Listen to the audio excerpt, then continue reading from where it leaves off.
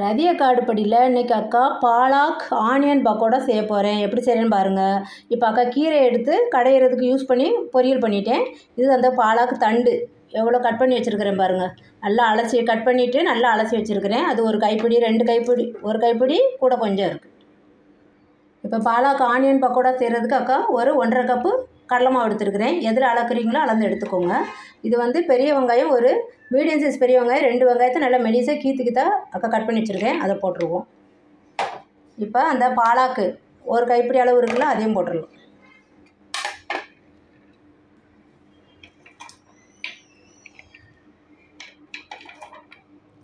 அதுக்கப்புறம் அக்கா ஒரு ஸ்பூன் ஃபுல்லாக தனி மிளகாத்தூள் வச்சுருக்கிறேன். அதை போட்டுடலாம். இப்போது கார்ன்ஃப்ளவர் வந்து ஒரு ஸ்பூன் ஃபுல்லாக எடுத்துக்கேன், பெரிய ஸ்பூனு கார்ன்ஃப்ளவர் பவுட்ரு, சோள மாவு, இது வந்து ஆப்ப சோடா மாவு 2 சிட்டிகை, இது வந்து சால்ட்டு ஒரு ஸ்பூன் ஃபுல்லாக எடுத்துருக்கேன், தூள் உப்பு, அவ்வளோதான். நல்லா இப்போ இந்த பாலாக் பக்கோடாவுக்கு எல்லாம் போட்டுட்டோம்.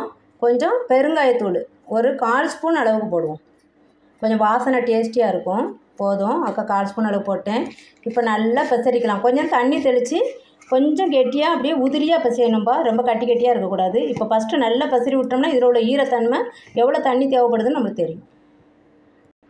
இப்போ ஃபஸ்ட்டு கையை வச்சு நல்லா பெசரி விட்டதுனால ஒத்தையாக இருக்க பாருங்கள். ஆனியன் ஃபுல்லாக ஒரு லைனாகவே வந்துருச்சு. இப்போ லைட்டாக தண்ணி தெளித்து லேசாக பெசரி விட்டுக்கணும்.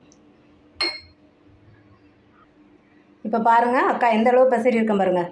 தண்ணி அதிகமாகவும் இல்லாமல் ரொம்ப ஒட்டாமலும் இல்லாமல் எல்லாத்துலையும் நல்லா ஒட்டுற அளவுக்கு இப்படி பசஞ்சிக்கோங்க. ஆனால் உதிரியாகவும் இருக்கணும். இங்கே பாருங்கள், அவ்வளோதான். இப்போ நம்ம பக்கோடா செய்ய ஆரம்பிக்கிறோம்.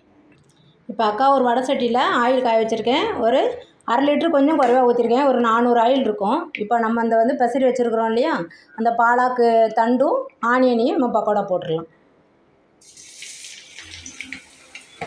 கொஞ்சம் அப்படியே கொஞ்சம் அப்படி பரசி உதிரியாக உதுத்து விட்டுங்க, கொஞ்சம் நல்லாயிருக்கும்.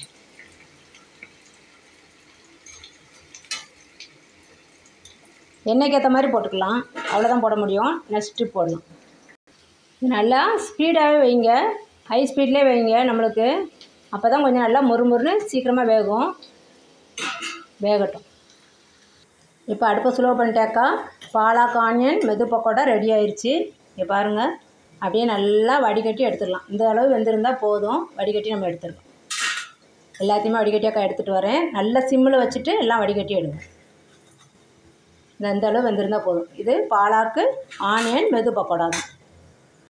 அக்கா இன்னொரு ஷிஃப்ட் இருந்துச்சு, அதையும் போட்டு விட்ருக்கேன், வேகட்டும். ஹை ஸ்பீடு வச்சிடலாம். இப்போ 2வது ஷிஃப்ட்டு வெந்துருச்சு, எடுத்துடலாம். அவ்வளோதான், 2 ஷிஃப்ட்டும் எடுத்தாச்சு. இந்த பாலாக்கு ஆனியன் பக்கோடா எப்படி இருக்குன்னு நீங்கள் செஞ்சு பார்த்துட்டு அக்கா கமெண்ட்டில் சொன்னீங்க. ரொம்ப ரொம்ப ரொம்ப டேஸ்டியாக இருக்கும், ஹெல்த்தி. வீட்டில் குழந்தைங்க வடை பஜ்ஜி போண்டா கேட்கும்போது நம்ம இப்படி ஹெல்த்தியாக, நான் அக்கா பாலாக்கீரை யூஸ் பண்ணும்போது தண்டு ஃபுல்லாக எடுத்து வச்சுருவேன். இப்படி தான் ஹெல்த்தியாக பண்ணுவேன். இதை போட்டு செஞ்சு பாருங்கள், ஹெல்த்தியாகவும் கிடச்சிது. வீட்டில் நம்ம செஞ்சு கொடுக்குற பலகாரம் எல்லாமே குழந்தைங்களுக்கு ஹெல்த்தி தான்.